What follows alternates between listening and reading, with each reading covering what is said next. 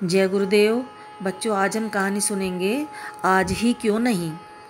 एक बार की बात है, एक शिष्य अपने गुरु का बहुत आदर सम्मान किया करता था। गुरु भी अपने इस शिष्य से बहुत स्नेह करते थे, लेकिन वह शिष्य अपने अध्ययन के प्रति आलसी और स्वभाव से दीर्घसूत्री था।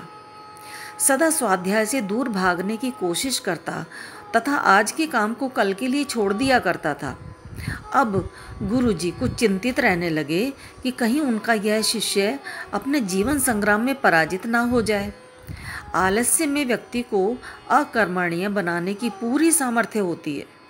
ऐसा व्यक्ति बिना परिश्रम के ही फल भोगना चाहता है। वह शीघ्र निर्णय नहीं ले सकता और यदि ले भी लेता है तो उसे कार्यान्वित नहीं कर पाता। यहाँ तक कि वह अपने पर्यावरण के प्रति भी सजग नहीं रहता और ना भाग्य द्वारा प्रदत्त सुअवसरों का लाभ उठाने की कला में ही प्रवीण हो पाता है। उन्होंने मन ही मन अपने शिष्य के कल्याण के लिए एक योजना बनाई। एक दिन एक काले पत्थर का एक टुकड़ा उसके हाथ में देते हुए गुरुजी ने कहा, मैं तुम्हें यह जादुई पत्थर का टुकड़ा 2 दिन के लिए देकर कहीं दूसरे गांव जा रहा हूँ। जिस भी लोहे की वस्तु को तुम इससे स्पर्श करोगे वह स्वर्ण में परिवर्तित हो जाएगी, पर याद रहे कि दूसरे दिन सूर्यास्त के पश्चात मैं इसे तुमसे वापस ले लूँगा।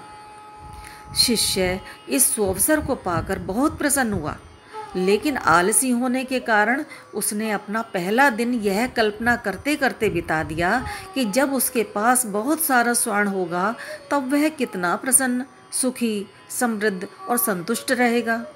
इतने नौकर चाकर होंगे, उसे पानी पीने के लिए भी नहीं उठना पड़ेगा। फिर दूसरे दिन जब वह प्रातःकाल जागा, उसे अच्छी तरह से स्मरण था कि आज स्वर्ण पाने का दूसरा और अंतिम दिन है। उसने मन में पक्का विचार किया कि आज वह गुरुजी द्वारा दिए गए काले पत्थर का लाभ जरूर उठाएगा। उसने निश्चय किया कि वह बाजार से लोहे के बड़े बड़े सामान खरीद कर लाएगा और उन्हें स्वर्ण में परिवर्तित कर देगा। दिन बीतता गया, पर वह इसी सोच में बैठा रहा कि अभी तो बहुत समय है, कभी भी बाजार जाकर सामान लेता आएगा। उसने सोचा कि अब तो दोपहर का भोजन करने के पश्चात ही सामान लेने निकलूँगा, परंतु भोजन करने के बाद उसे विश्राम करने की आदत थी और उसने बजाय उठ के मेहनत करने के थोड़ी देर आराम करना उचित समझा। पर आलस्य से परिपूर्ण उसका शरीर नींद की गहराइयों में खो गया और जब वो उठा तो सूर्यास्त होने को था। अब वह जल्दी जल्दी बाजार की तरफ भागने लगा, पर रास्ते में ही उसे गुरुजी मिल गए। उनको देखते ही वह उनके चरणों पर गिरकर उस जादुई पत्थर को एक दिन और अपने पास रखने के लिए याचना करने लगा, लेकिन गुरुजी नहीं माने और उस शिष्य का धनी होने का सपना चूर चूर हो गया। पर इस घटना की वजह से शिष्य को एक बहुत बड़ी सीख मिल गई। उसे अपने आलस्य पर पछतावा होने लगा।